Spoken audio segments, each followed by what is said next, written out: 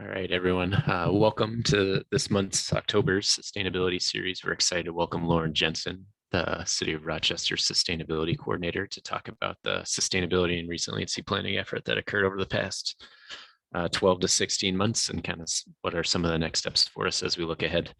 Lauren, I'll just keep an eye on the waiting room and let people in as you're going through and working through the material. We are recording this.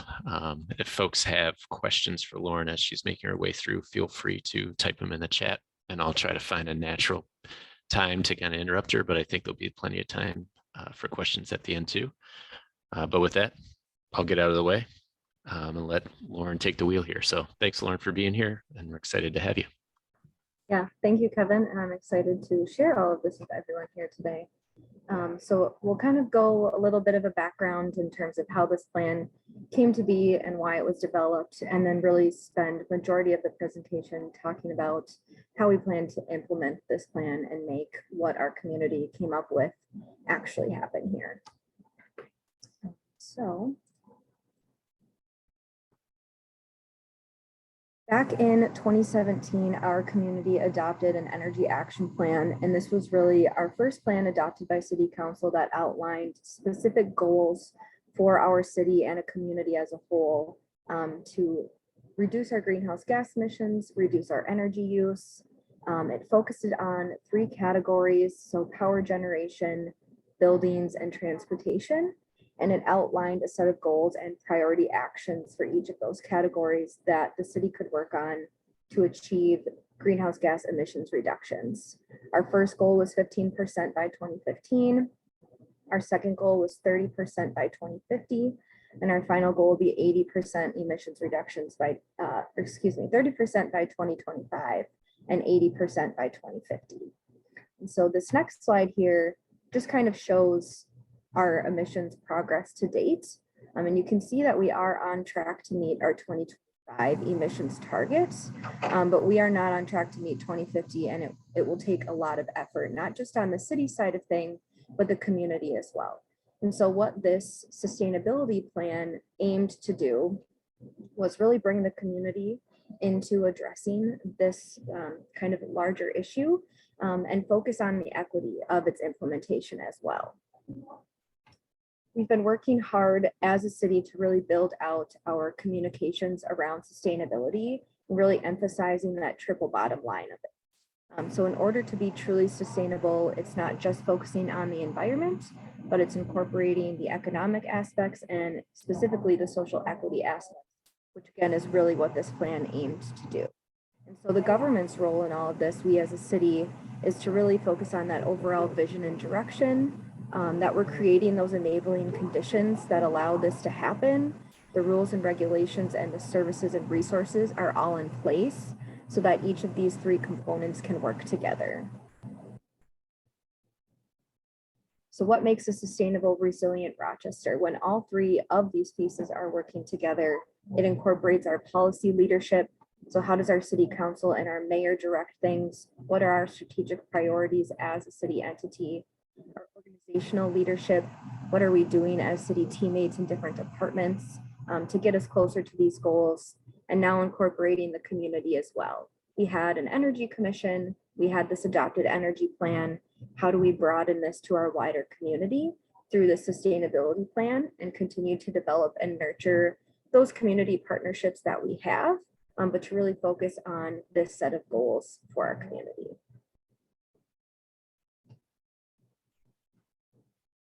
So a big focus, as I mentioned, was building equity into this plan, especially the community engagement process. So we really wanted to prioritize the involvement of community members who are most heavily impacted by efforts like this and who historically have not been heard. And the reason that this is important is because climate crises, planning efforts and projects have disproportionately impacted our communities in various ways. And a local example here that I have up on the screen is a map of the redlining that was done in the Rochester community. And when we think about this and the impact it still has on our communities today, property taxes fund our school districts. You know, it creates those systems of generational wealth. And so it might have been done years ago, but it's still impacting our community today, and particularly certain sub portions of our community and subpopulations. So when we build a plan that has equity into it, it's really, some have more to gain than others, but if we're building something that helps everyone and those that are normally less off, it's only going to do better for the rest of us. So making sure we're set up for success. When increasing that impact for decision, we need to address the barriers that are in place to really get to that next level of true collaboration and empowerment with the community. So there are community barriers, there are participation barriers, power differential and decision-making, lack of lived experiences that are informing the policy or the programs or the project design, general distrust of government and public processes, and participation, lost wages for people to participate, where is the meeting being held, language barriers, transportation availability. So we need to remove those barriers, and then we need to set up a process and a timeline that allows for this kind of approach.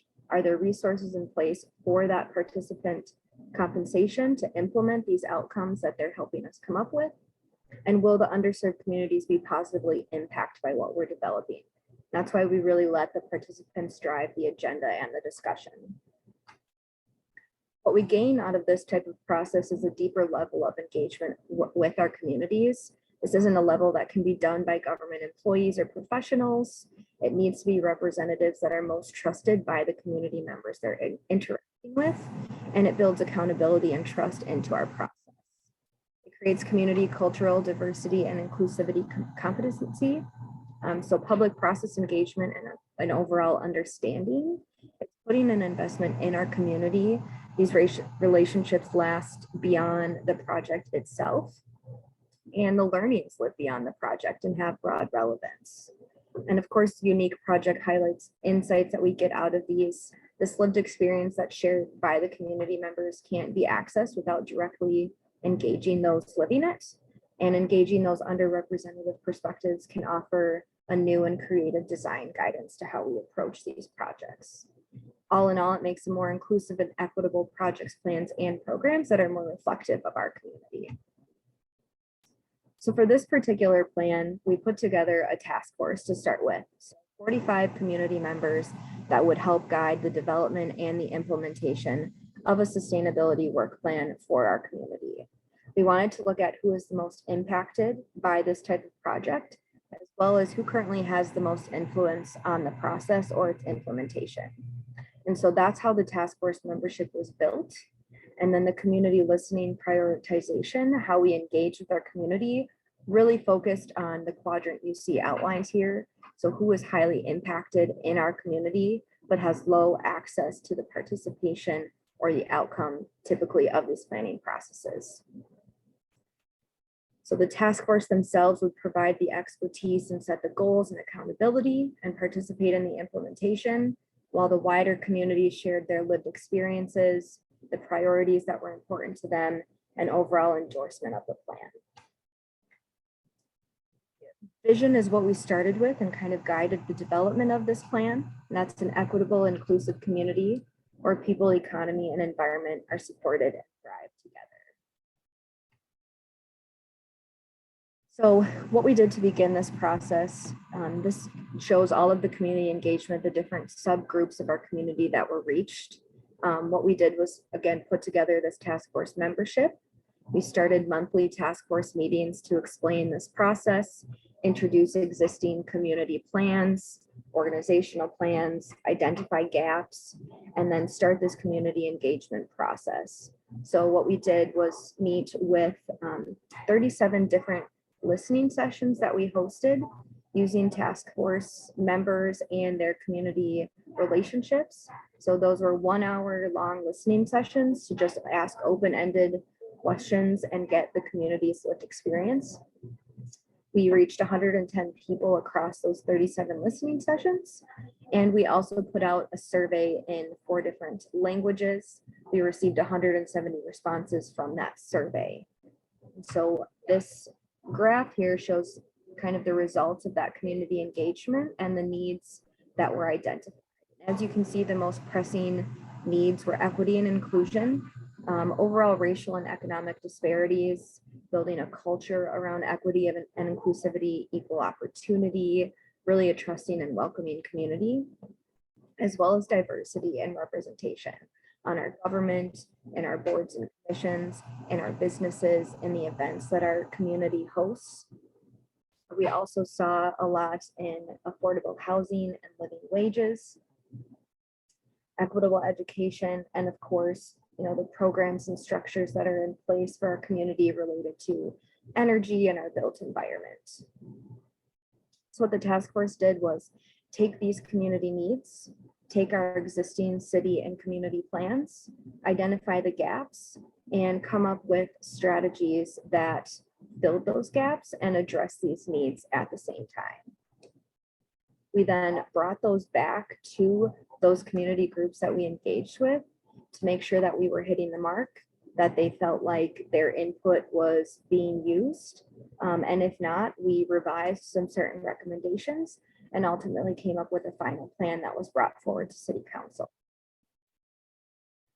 So what this plan looks like then is 34 different strategies across 6 focus areas and 107 tactics outlined underneath those strategies to help achieve them.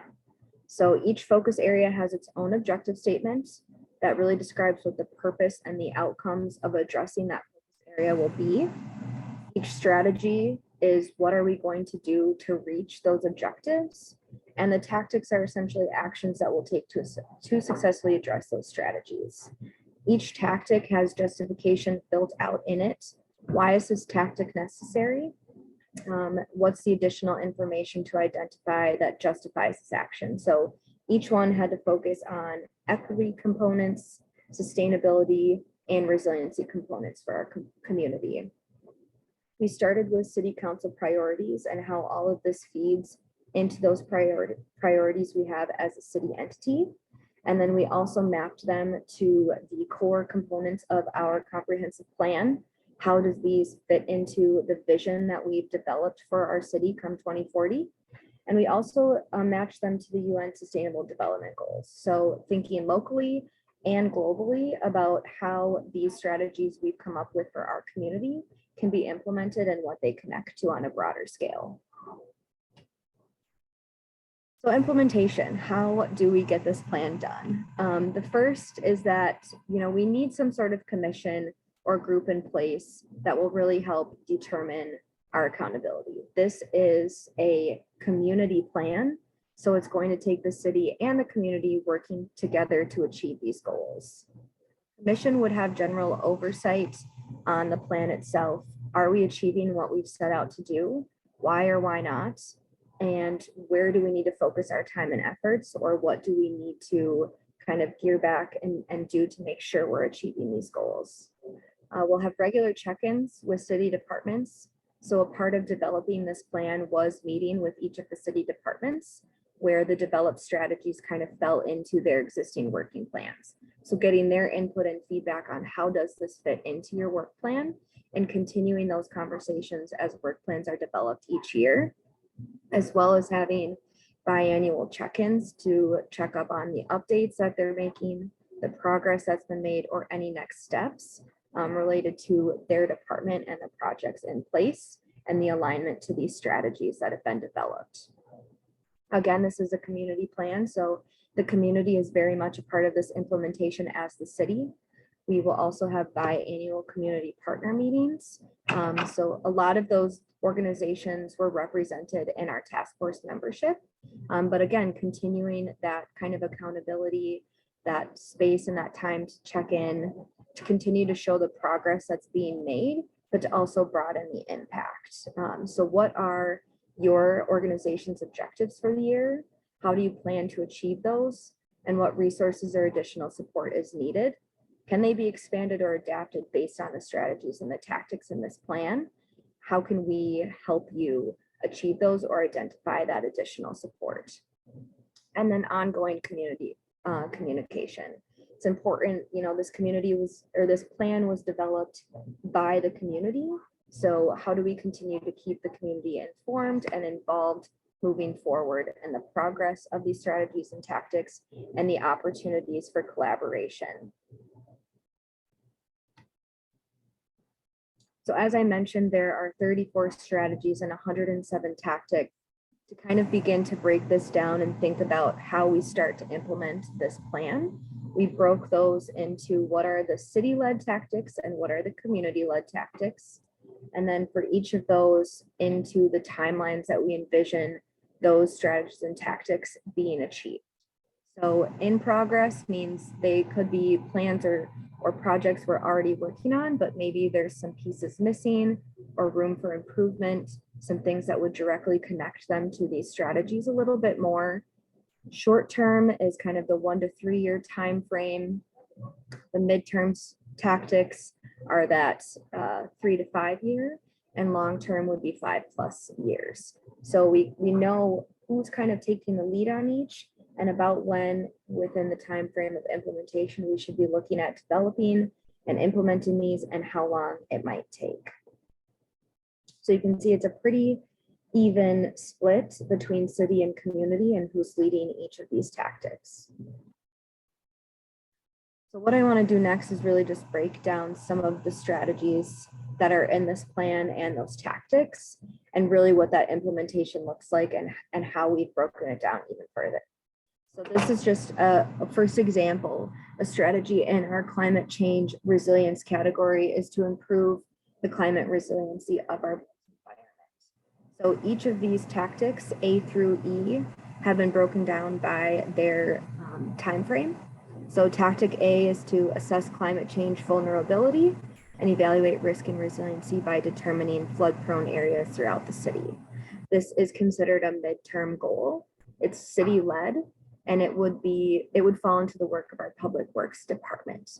So they would evaluate, how do we manage stormwater by minimizing the impact of our development? How do we protect, buffer, and enhance and restore our wetlands and shorelines?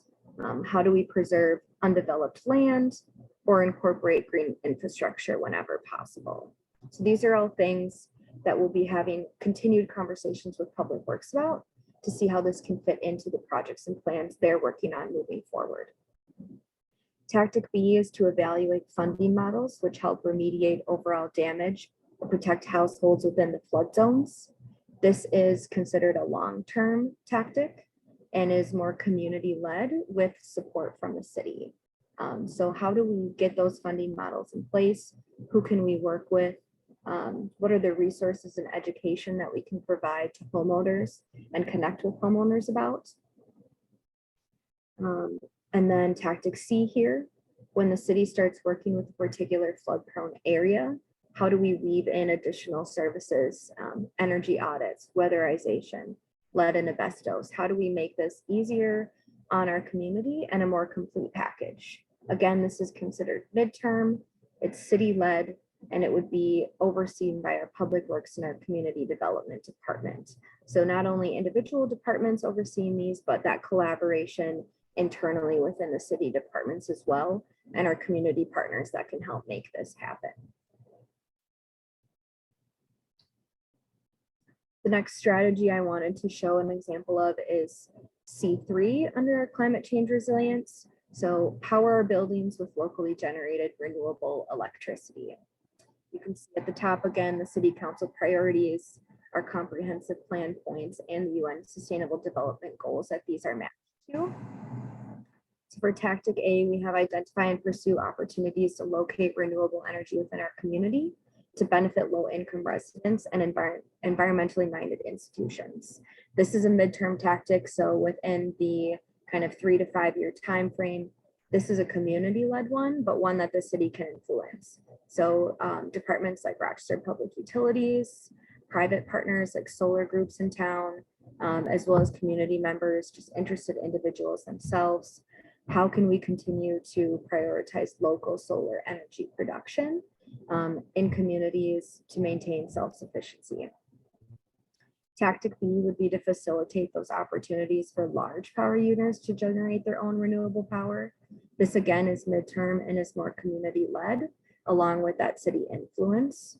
So who can the city connect with to share these resources and opportunities, and just provide the overall guidance, particularly groups like the Energy Commission that continue to evaluate those strategies to reduce these carbon emissions that we've outlined. Tactic C then looks at new construction to execute an electrification life cycle cost analysis and create incentives to reduce the financial gap and increase efficiency. This is considered short-term and city-led, but would be kind of under the community development department. The last one that I wanted to show here is in our transportation category. Again, kind of an even split between city-led and community-led tactics. Most of these tactics are all midterm. Tactic D, to provide free and secured covered bike parking options in downtown garages, is in progress, and that is city-led through our public works departments. You can't see E on here, but it's a short-term one, and it would be community-led to continue the community with our destination medical center and our bike co-op and We Bike Rochester. How do we continue to get those events and those educational opportunities out in front of our community to encourage those alternate modes of transportation? Hey, Lauren, we do have a question kind of on this topic too. Yeah. It says, how many city employees drive to work every day? And is the city considering charging for parking to discourage driving? So I would say most city employees drive to work every day. This is actually something our city green team has kind of started to think about and evaluate. So we started a green team 2 years ago now. We have representatives from each department that meet on a monthly basis to talk about how the city as an organizational entity can operate more sustainably.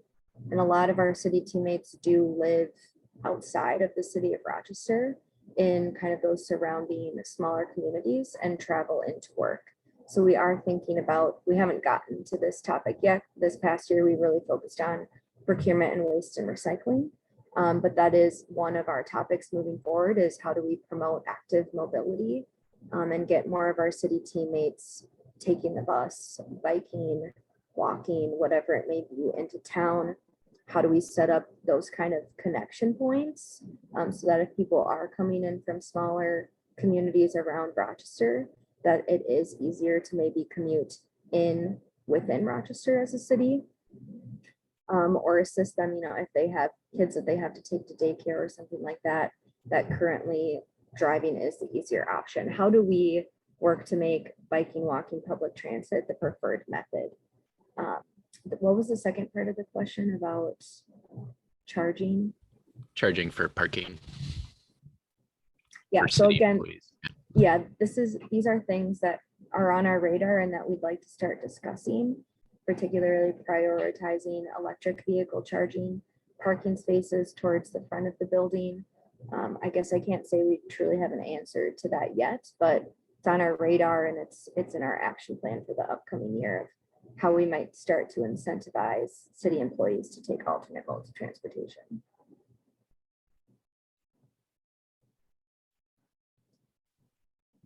All right, so just kind of a few more things on this slide. Tactic B is to set a target certification level for a bike-friendly city and to build consensus and set the bar for Rochester's walking and biking infrastructure. I picked this one because it falls kind of under several departments again. So city administration, community development. Tactic C is to evaluate zoning policy changes. How can we involve our planners in community development to help look at some of these things and create that change moving forward? And the last slide here is really the impact of this plan. So how does this change the work for the city moving forward? It's really building equity into our planning processes, our projects, and our policies that we're looking at. It's taking a look at what's already in place and how we can change it to build a more sustainable and really resilient community. But again, what we can implement for the future as well. It's participation by and commitment from our city teammates to kind of honor the community's shared input that was put into this plan, and figuring out how we fold that sustainability and resiliency planning into each department and the work that they do. When all of these work together, back to that first slide, that's how we truly create a sustainable community. So how do we have each department thinking not only about the work that they're doing, but the environmental impact of it, the community impact of it, and the economic impact of it. And really when all of those are working together, it allows it to be a more resilient community. It's taken our energy action plan where we've started and really broadened it across the organization. This was really a plan that originally was overseen by the Energy Commission themselves. And as a city and a community, we've made commitments to put, positions in place where people can focus on these actions in the plan. But how do we continue to get the rest of the community and the rest of our city departments involved? How can they contribute to that overall greenhouse gas emissions reductions? The work that I do doesn't just fall under one department, it spans across departments. So how do we get people connected and thinking about how their work overlaps? As a community, I've said this a few times, but it's not just a plan for the city to implement. It really is going to take the community, and it's called a community work plan. So it was developed by our community for our community. There are different organizations in place with varying resources, different experiences, backgrounds, and expertise. And it takes bringing those together to see how we can fill in those gaps and support each other on these initiatives moving forward. There are certain things that the city as an organizational entity just doesn't have the expertise or the capacity or even the jurisdiction to do. But there are existing community organizations and nonprofits in place that are doing the work and doing it well. So how do we just support that work that's already happening and identify those opportunities for collaboration? That's all I have. So I'll open it up for questions. Awesome. Thanks, Lauren. We have a smaller group today, so do you mind unsharing your screen and maybe we can just all see each other in this virtual space here? So yeah, if folks have questions, feel free to raise your hand. That might be the easiest way to kind of navigate this. There was some follow-up, Lauren, as folks are thinking about questions around reminding us that kind of conducting a commuter survey or something of the like would be helpful. So we have a baseline for how folks are commuting within the city government on a daily basis, so then we can measure improvement over time. Hey, Ray, go ahead. I'm going to push the button. RPU reports on their electricity sales every year in their annual report. The other energy provider in the city is the gas company. Do we have any ability to get that number for the city of Rochester? That is the amount of natural gas that they sell to all customers within the city. I believe we do capture, I don't know, on some level in our regional, is it captured in our regional indicators? Sorry, I was reading a comment in the chat. What was the question?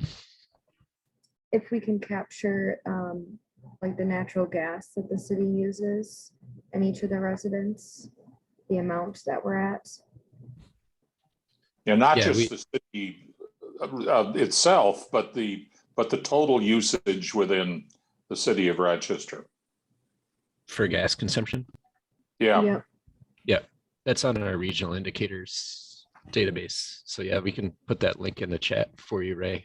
But it is split up to electric consumption by commercial and residential and gas consumption, commercial and residential, back to 2007. So you can kind of see the trends of utility consumption by those two different sectors over time. Thank you. Thank you. I was asking them for it and not getting a lot of information. Yeah, we update or try to update the regional indicators data each year. We just got 2019 and 2020 up there. So yeah, that's something we reach out to those partners each year to get that data.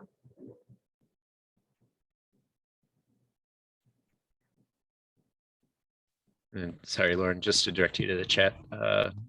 We have a question. Could you walk through working on one strategy and maybe one or two tactics, and I think what that might look like? In terms of like what we would actually do for them. I think so. Christine, is there additional context you want to add to the comment? I think it might help seeing the examples, Lauren, of the strategies and the tactics was interesting. But if you took one that you thought was, easily discussable and perhaps there's some work done or of examples in other communities, it might help people have a sense of how they would be used to work together. Does that, I don't know, if you can't do that at this point in time, just say so and I understand. No, I mean, we have a good amount of strategies that we consider already in progress. So kind of how I mentioned that there might be things we can just fill in the gaps or improve upon. So one of the strategies under our climate change resilience is that Rochester's Energy Commission will determine a % of carbon emissions reduction goal for commercial buildings by a specified date. So we have goals to reduce our carbon emissions, but not anything that breaks it down by the commercial or the residential sector. As a community, we've had a benchmarking program in place for a few years now. That's voluntary, and we work to recruit participants to that each year. And what it does is help them track their energy use and identify ways they might save on energy. And kind of a tactic related to this overall commercial reduction goal is to potentially create an ordinance that would require benchmarking for properties of a certain size. So we've already got this voluntary program in place. We're looking at how the tactic in our plan here would be to take it to the next step in terms of making certain buildings mandatory to benchmark so that we can identify those energy improvement opportunities.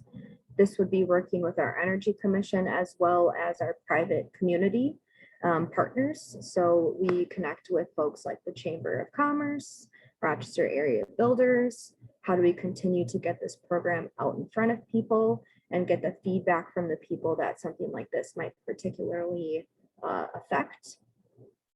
Another tactic underneath that particular strategy is to evaluate the possibility of connecting existing district energy systems for new developments. So the city has already approved a district energy system to be installed for our government buildings downtown. Now, how do we again continue to work with the community to expand that, to connect those private partners that may have upcoming developments in and around this existing system that's going to be in place, because that again will align with our overall greenhouse gas reduction goals and give those partners an opportunity to implement efficient building heating and cooling systems. Thank you.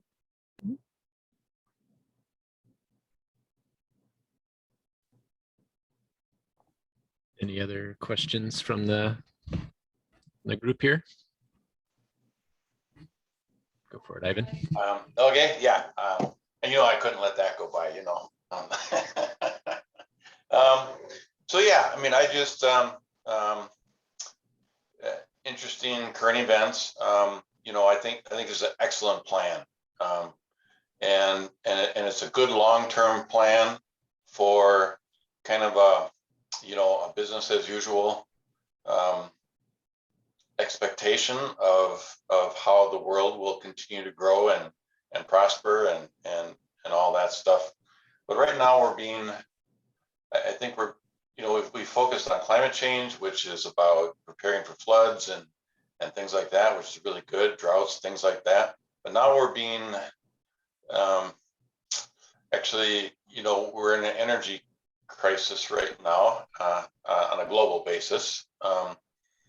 and also a supply chain crisis. So those are two big things that, if they continue to amplify, are going to be some more immediate needs to address on a citywide basis.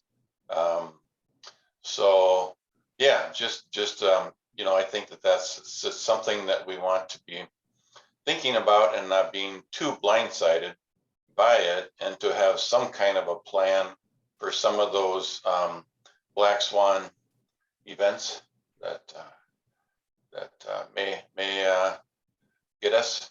So I'll leave it at that. So Thank you. Yeah, and this is a big plan with 34 strategies, 107 tactics.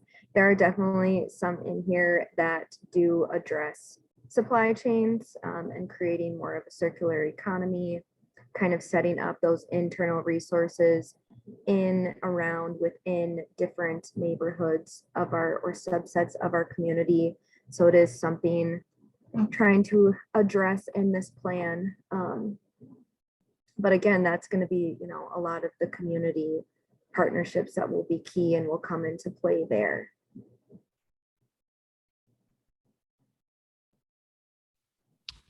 Ray, I see your hands up. Yeah, I was, this follows up on what Ivan said, I guess, a little bit.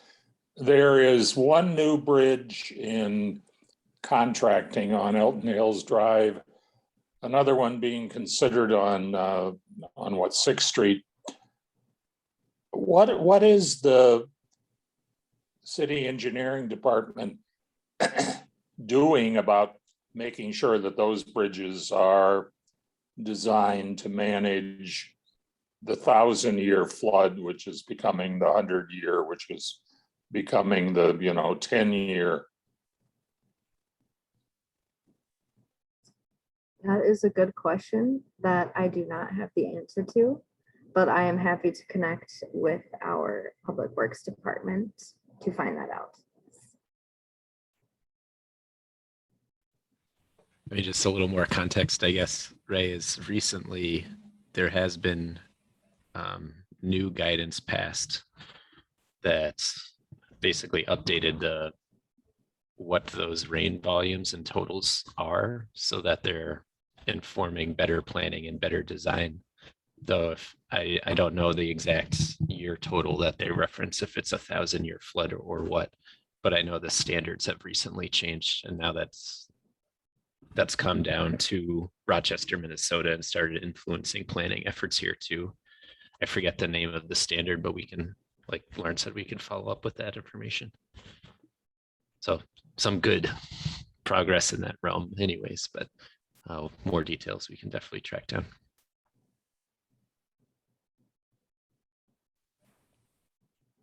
Any other questions from the group? And I would just add a good point as to why, you know, we're trying to connect with departments on a more regular basis to determine how all of this fits together and makes sense.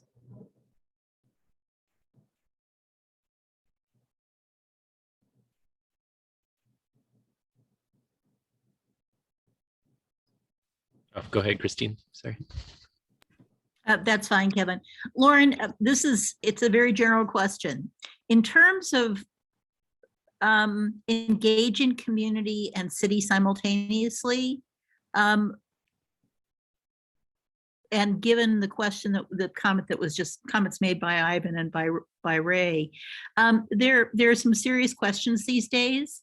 What are you thinking about planning that would unveil things or sort of jumpstart things perhaps over the next year? If there's anything that, you know, you and Kevin together in the city and the community, the group that you worked with on this plan have been thinking about.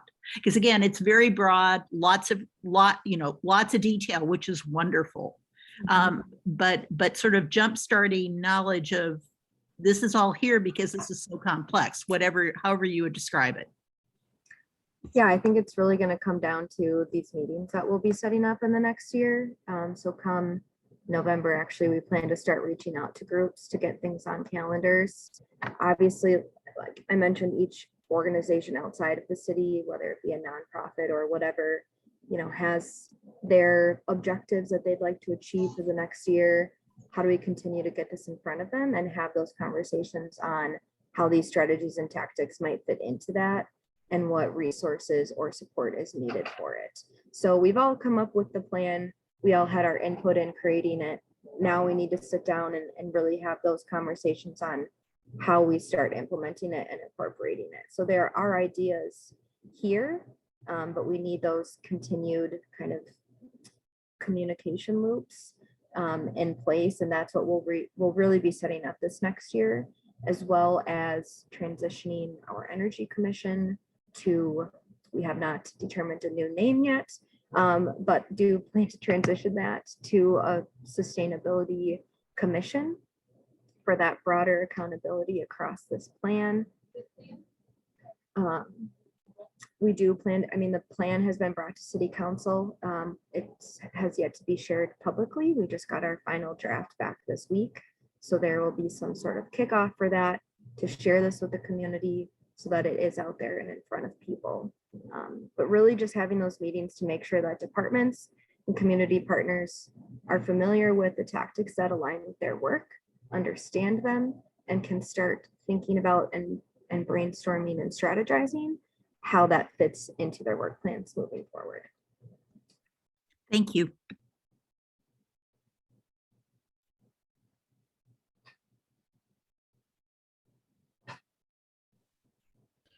Great. Anyone else have any final questions for Lauren? Kind of a quiet group today, which is surprising.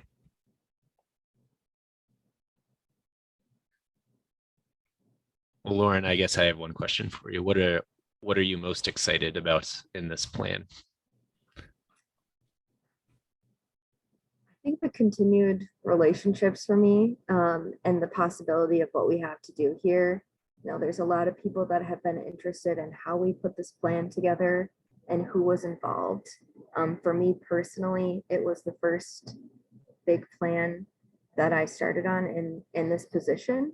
And so just that opportunity to work with community members from various backgrounds on such a deeper level, the thought that was put into it, I'm excited to really start this implementation piece now, and see, you know, just there's so many things that feed in and build off of this, just even internally on the city side of things, and mindsets and shifts that are starting to change. So I'm excited to see that kind of piece of it continue. I think there's a lot of great things in here, and it will be awesome when we achieve them all. Good use of when. Awesome. Yeah, just doesn't seem like any final questions, a comment, some hands clapping for you. So nice job, Lauren. We appreciate you being here and presenting on it. And yeah, kind of an open invitation, I think, to Lauren and myself. If questions come up as you're thinking about this more, we have an open door to try to track down information, but also answer questions that you all might have. So thanks for your time. Thank you, Lauren, for being here. And thanks to everyone who joined us today to tune in and listen. Really appreciate it. Thank you. Thanks, everyone. Yeah, thank you. Have a good day.